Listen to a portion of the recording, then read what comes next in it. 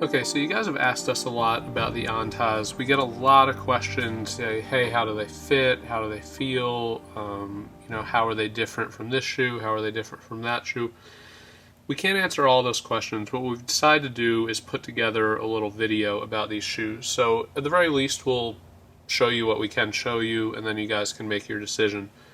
So first off, what we're going to do is we're going to compare only size 12.5, for the simple reason that we have a lot of shoes in 12.5 because that's my size. So this is the side of it. This is the bottom of it. It's the other side. And here's the top. So what we're going to do is we're going to go through things like flexibility, weight, etc., and hopefully you guys can make your decision. A lot of the shoes that we're going to compare it to are not shoes that are currently sold, but they might be shoes that people have, which is why we're comparing them to that. We'll also do some comparisons on basically like how long the shoes are and how long maybe things like the insoles are. Obviously, if we were to compare every shoe to every shoe, this video would take forever, and we're trying to keep it somewhat reasonable. So we'll just do a select few, and you can make your judgment from there. We're just going to weigh the single shoe, obviously size 12.5. Obviously shoes get a lot lighter as you get smaller, but this is what we've got. So we're going to weigh them in grams. Obviously you can do the conversion if you want to. Anta 12.5, 695 grams. Probably one of the heavier shoes that we're going to see here. The Asics TOW 727s. These are still made. They're a bit of a difficult shoe to get. We're going to do another video in the future that's going to be a how to buy Asics TOW 727s.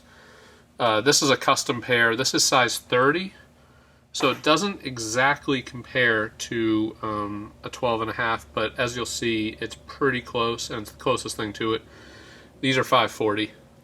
We're not going to show this to you on every single one, but as you can see, this is size 12.5 US. All these shoes, except for the Asics, are actually marked as 12.5 US. White, Adidas Adipower. These are 500, lightest shoe we've seen yet. 2008 Adistars. These are 575. Next are the 2000 Adistars. These are a little used. As you can see, they're 645. They're on the heavier side. They're pretty much new, though. They've got a little bit of wear. I don't think it's going to affect the weight on them significantly. They're not too easy to find these days, but this is the only pair that we have of 12.5, so did our best. Next are the Adidas Ironwork 2s. They're 500, coming in pretty light. As you can see, the Adidas tend to be pretty light. These are possible to find, but difficult, especially if you're looking for a specific size. Next are the Ironwork 3s. These came after the shoes you just saw in Adidas's production line. These are 545. These came out alongside the 08 Adistars. They're pretty difficult to find and pretty costly when you do find them. They're nice, low, really nice hardwood heel. Next are maybe the coolest and rarest shoe you will ever find. These are the, I don't even know, early 80s blue suede Adidas in size 12.5. Pretty much unused. They look like they have a bit of wear, but if you look at the sole, there's no wear, so they're unused. But basically, these are impossible to find. You won't find them in your size unless you get unbelievably lucky. We're just including them because they're awesome, and we have them in 12.5, so 535. Next are the Romaleo ones. This is a pretty rare and difficult to find pair. With the China markings on it. You can see it has the China flag here. It says China in Chinese there. As you can see, these are the heaviest. They're heavier than the Antas, and you can see how big of a reduction there was from the Romaleo 1s to the Romaleo 2s, if what you're looking for is a really light shoe. But we use these just because they're a pair of 12.5. Next is the Ironwork 1, which came out about, I don't know, 15 years ago, something like that. These are not a wooden-heeled shoe. These are rubber-heeled, which makes them a little bit heavier. 625 grams. Once again, size 12.5. Lastly is the 2004 Adidas Adistar. It looks like it doesn't have laces, but they're actually inside the shoe. They're right there. So once again, Adidas coming in pretty light. These shoes are the shoes that were made for the 2004 Athens Olympics. Pretty difficult to find, but given their age, there's a surprising number of them out there. Pretty difficult to find new, though, like this condition. They don't look like they have a wooden heel, but there actually is wood in there. I've never actually taken one apart, so I've never really gotten a good look at the wood, but it's a wooden-heeled shoe. Okay, next, a couple of size comparisons. We'll start with the Anta and the Nike Romaleo 2. As you can see, pretty much identical. There's no difference in width. This might be hard to show on here without getting in the way, but there's no difference in width. There's no real difference in length. Even the shape is pretty similar. I'm not even sure what else to say about that. They're pretty much the same. As you might expect, Nike Romaleo 1, pretty similar once again. One thing that's going to be hard to show is that the Antas are just a tiny bit narrower, and the Romaleo 1s and Romaleo 2s, I guess, also got a little bit narrower from the 1s to the 2s. Not a big difference at all. You're going to see much more significant width differences in some of the other shoes that we're going to compare. The Adidas Adipower, here's where you start to see a bit of a difference. For one, you see they're a tiny bit longer, and once again, these are both US 12.5, so they're listed as the same size, but they are a tiny bit longer, not by much, a couple millimeters. One thing you will notice, though, is that if I hold these together, right now they're flat on the same surface, they're up against each other, everything. If I hold them together tight, lift them up and show you, look at the width difference.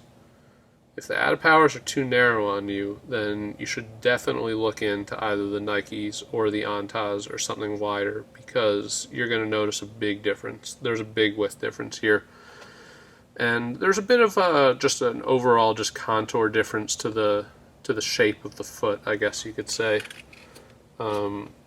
It's a personal preference thing. Some people like one, some people like another.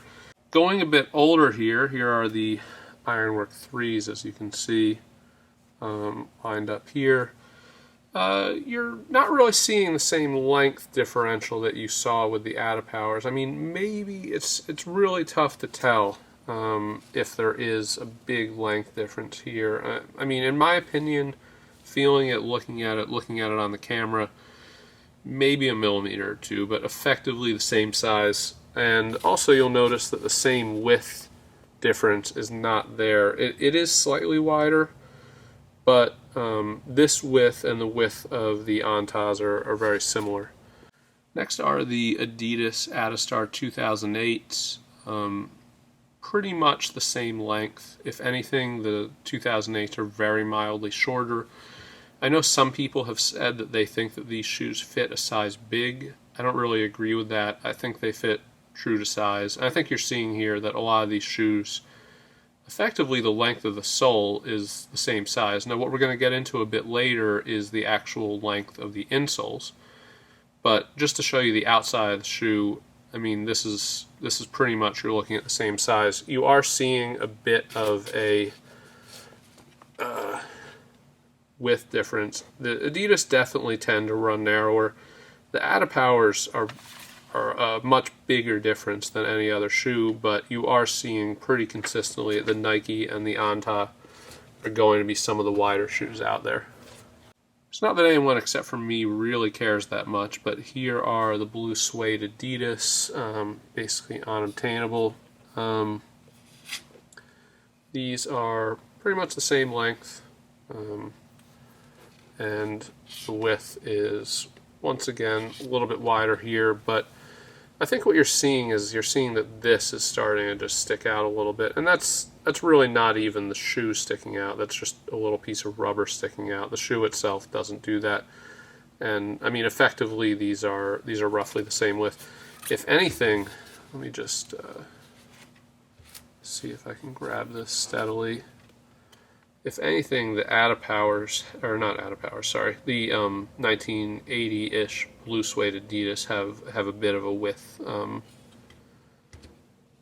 increase over the Nikes and the Antas. Here's another shoe that's pretty in demand, pretty difficult to get, especially if you want certain sizes. This is a pair of custom 30s. Like I said earlier, we're going to have another video to discuss the process of how to buy ASICs, how to buy them custom, how much they are, you know, how you decide what you want, where to place the order, all that stuff. It's not simple, but it's doable. But anyway, that being said, these are size 30, like we said, and they're pretty much the exact same length as the Antas. The big difference that a lot of people will notice is the width of the toe box. So if the front of your foot or one of your, maybe your fourth toe or something like that, or you know, your pinky or something is pretty long, you're going to definitely notice more comfort and more space on here. You can also see it's a little bit wider through the middle part of the shoe,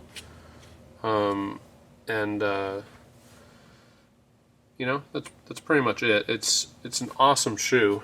These are actually what I wear. You can see I got them customized. This is pretty much I don't even know if there's another pair like this in the world, with the blue, the yellow, and the metallic blue. One downside to them is they cost about $500, but the upside to them is you can buy them and they're a wooden-heeled shoe. And it's pretty much the only major manufacturer that exists that still makes that. So that's kind of a unique, cool thing. They're made by hand in Japan. Here are the 2004 Adistars. Once again, as you can see, you're not seeing much in the way of length differences. I think a lot of people kind of imagine length differences on shoes are to be major or whatnot. I don't think you're going to see much length differences when you look at, you know, a size 10.5 in one versus 10.5 in the other. You're just not seeing that sort of stuff borne out. I think where you're going to see much more that's more important to you is how high this is, basically how tall the shoe is, and also how wide it is. That's what's going to make the biggest difference in fit, not so much the length. The lengths are pretty much standardized. You're only going to see minor variations of maybe a couple millimeters at most. Obviously, a couple millimeters can make a big difference, but you're really not seeing that in these shoes. So here are the 2004s. Once again, seeing the width increase on the Nikes. And like I said before, it's not quite as extreme as it might look from that, just because of the way this rubber juts out here. These are the 2000 Adidas Adistars. These were the shoe they released for the Sydney Olympic Games. Still, once again, not much of a length difference, maybe a couple millimeters shorter. And seeing pretty similar, I'm not holding that together tightly, pretty similar width differences to what we've seen. Next issue is a question that we get a ton, which is basically how different are the insoles, because that's what people use to measure their actual size of their feet. So the answer is not much different. These are the Adipowers on top of the Antas, and it might be tough to see, but there is a little bit, I don't know if this is gonna, there's a little bit jutting out over here. It depends how you line it up. If you, the it's really tough to line up something that's curved on top of something that's curved. It also depends on if you want to try to line it up here, up here, meaning, or if you want to try to line it up over here. I mean, the bottom line is that I think you're seeing pretty significant width difference here. Right along here. I'll see if I can zoom in a little bit. But right along here is definitely wider on the Antas. This might be a little bit easier to see on the camera because it's not black on black, but this is the 2008 Adistar insole laid on top of the Adipower insole. Pretty much identical. I can't feel much of a difference. It's basically the exact same shape. Now if we were to lay this on top of the Anta one, there's some differences here. Not massive. Maybe just try to do this a little bit. Just give you an idea of the length differences. Not really there. Pretty much the same.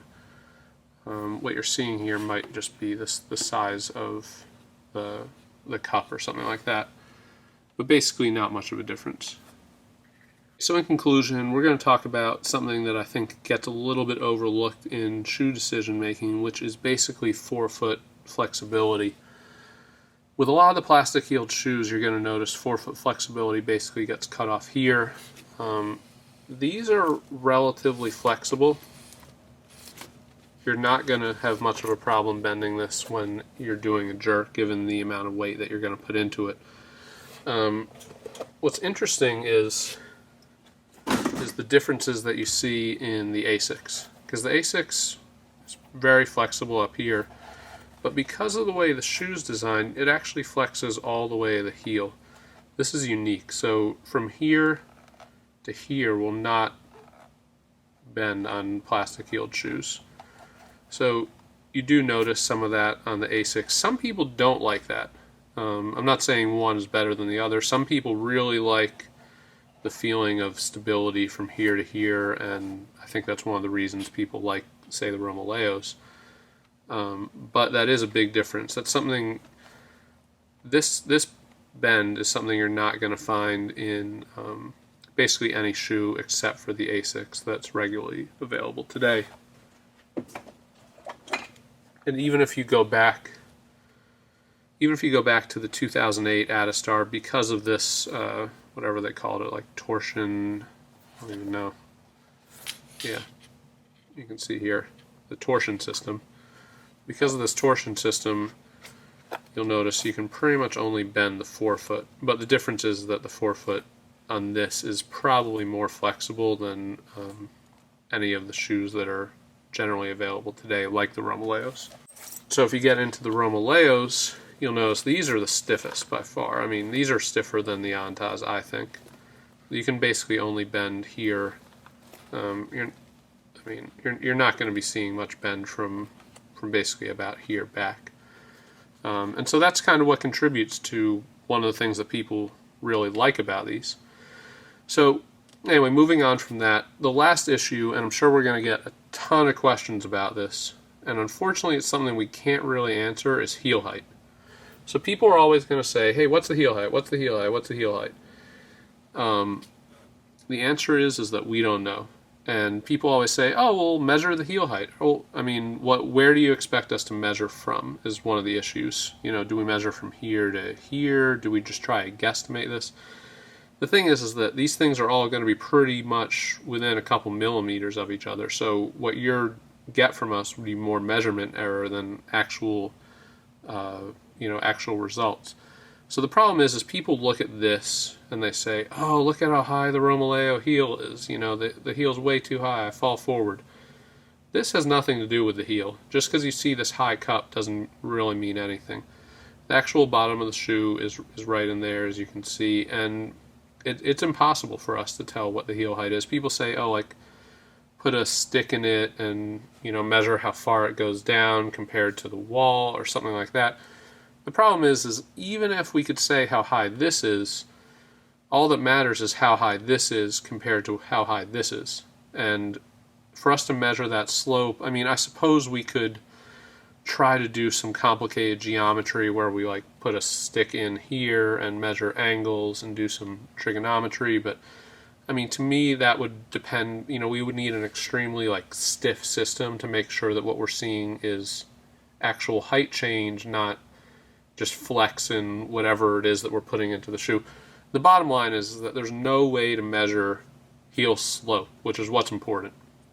If this is high and this is high, then you're not really seeing, what we're looking for in a weightlifting shoe. So the answer is we do not know the heel heights. We do not know how to measure them. If someone came up with a good way to measure them outside of cutting the shoes in half, which is not something we want to do. We know you guys loved our 2008 Adistar shoe cutting in half. It's not something we want to do. We don't know how to measure the heel heights. But we would like to say that one thing that a lot of people mistake, and on the Romaleo you can see it, but people also see the Anta and they say, oh, it's got such a high heel. Oh, I really want that shoe. Or, oh, I don't like a high heel. I don't want that shoe. The heel's pretty much the same. I mean, it's the same thing. This is a cup on the outside of the shoe. The heel does not come up this high. So I'm not sure why people think this, but they see a big piece of plastic and they think that's where the foot actually sits. It's obviously not true. For something like the Asics, it is a little bit more true because there's not a big plastic cup on the outside of it. So when you look at the Asics, what you're seeing is